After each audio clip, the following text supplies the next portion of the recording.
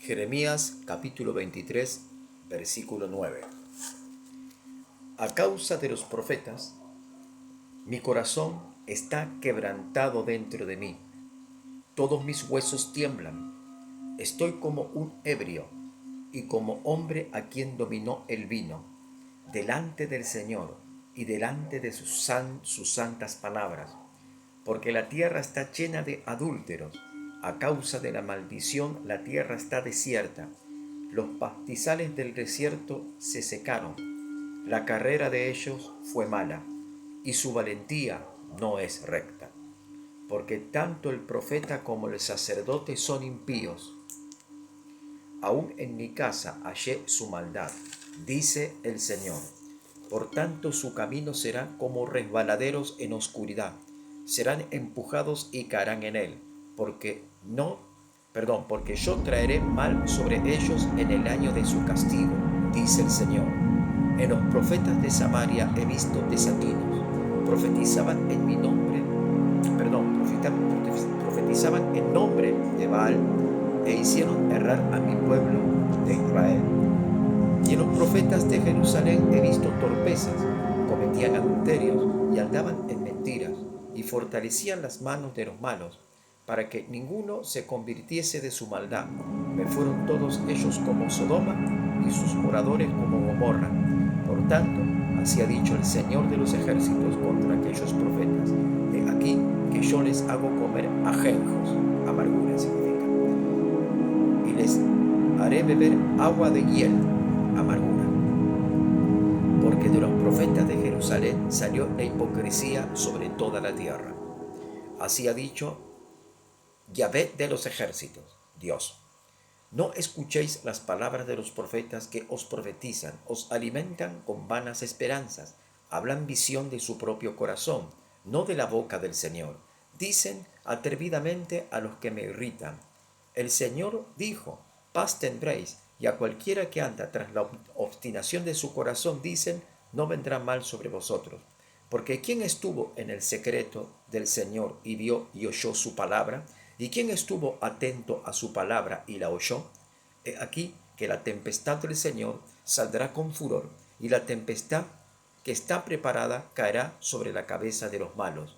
No se apartará el furor del Señor hasta que lo haya hecho, hasta que haya cumplido los pensamientos de su corazón. En los postreros días lo entenderéis cumplidamente.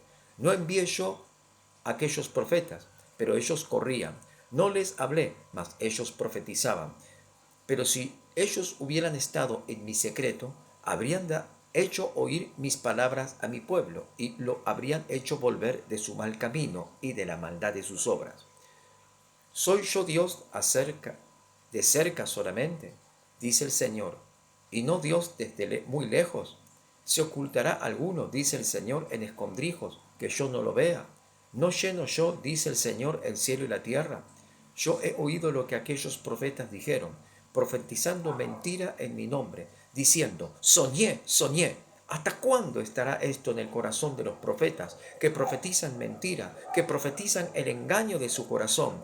¿No piensan cómo hacen que mi pueblo se olvide de mi nombre, con sus sueños que cada uno cuenta a su prójimo, al modo que sus padres se olvidaron de mí, de mi nombre, por Baal? El profeta que tuviera un sueño, cuente el sueño, y aquel a quien fuese mi palabra, cuente mi palabra verdadera. ¿Qué tiene que ver la paja con el trigo?, dice el Señor. ¿No es mi palabra como fuego, dice el Señor, y como martillo que quebranta la piedra? Por tanto, he aquí que yo estoy contra los profetas, dice el Señor, que hurtan mis palabras, cada uno de su más cercano, dice el Señor. He aquí que yo estoy contra los profetas que endulzan sus lenguas y dicen, Él ha dicho, he aquí, dice el Señor, yo estoy contra los que profetizan sueños mentirosos y los cuentan y hacen errar a mi pueblo con sus mentiras y con sus lisonjas. Y yo no los envié ni les mandé, y ningún provecho hicieron a este pueblo, dice el Señor. El Señor está diciendo que es necesario estar en el secreto de Dios para poder oír sus palabras y poder dar a conocer al pueblo de Dios la verdadera palabra de Dios. ¿Cómo puedo yo estar en el secreto con Dios? Bueno, es lo que Jesús dijo: ve y enciérrate en tu habitación y ora a tu Padre en lo secreto, y tu Padre que ve en lo secreto te recompensará en público. Pero tienes que estar en lo secreto, en lo reservado, en lo íntimo de la oración con Dios hasta poder oír al Espíritu Santo. Pero para que tú y yo oigamos al Espíritu Santo, es necesario que nuestro corazón sea quebrantado, que nuestros ojos derramen lágrimas, que pueda haber un arrepentimiento genuino, legítimo, auténtico, verdadero, y que debe haber lágrimas en nuestro corazón y en nuestras mejillas para buscar el rostro de Dios y arrepentirnos verdaderamente de lo que vemos, de lo que oímos, de lo que entendemos, de lo que cuestionamos, de lo que debatimos. Dejar de lado toda ideología y filosofía y cuestionamiento de pensamientos humanos para buscar verdaderamente el reino de Dios. Hombres atrevidos y contumaces, que decían, soñé, que el día del arrebatamiento es el 18 de septiembre del año 2024. Aquí el Señor dice, ellos dicen, sueñan y sueñan, pero no son sueños de Dios. ¿A qué espíritu está escuchando la iglesia hoy? La Biblia atestigua y declara que hay espíritus de error, espíritus de mentira, espíritus de engaño. El apóstol Juan llegó a decir que tenemos que probar a los espíritus si son de Dios o no son de Dios. ¿Y cómo se prueba a un espíritu para saber si es de Dios o no es de Dios? La única manera de probar a un espíritu si es de Dios o no es de Dios, si viene de Dios o no viene de Dios, es escudriñando cada día las escrituras, leyendo la Biblia todos los días, buscando en oración al Espíritu Santo hasta oír su voz. ¿Cómo se prueba un espíritu? Con la palabra de Dios. Pero si tú y yo no leemos la palabra de Dios, ¿cómo probaremos un espíritu? Por medio de la boca de los que hablan, sabemos qué espíritu está alojado dentro de la persona. Jesús llegó a decir, de la abundancia del corazón habla la boca. No es lo que entra por la boca lo que contamina al hombre, sino que lo que sale por la boca, eso contamina al hombre. Jesús mismo lo está enseñando. No es lo que entra por mi boca, no es lo que yo coma, el producto que yo coma no me contamina, sino que contamina lo que sale de mi boca. Porque Jesús dijo que en el corazón radica los malos pensamientos, las malas actitudes, los errores y los pecados. Por eso necesitamos una obra de regeneración del Espíritu Santo dentro nuestro, y esto se logra a través del arrepentimiento y de la sincera búsqueda de Dios de corazón puro, y buscarlo a Dios en corrección. Dice la palabra de Dios que la valentía de estos profetas, falsos profetas, no es recta. Hay algunos que creen que son valientes, pero su valentía no es recta.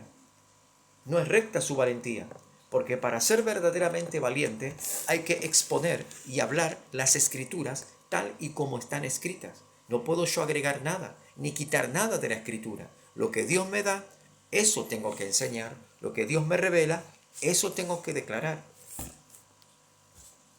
Pero la iglesia, en su mayoría,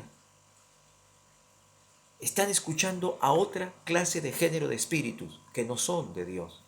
Porque el Espíritu Santo atestigua, declara, profetiza y enseña la Biblia. Voy a repetir de vuelta.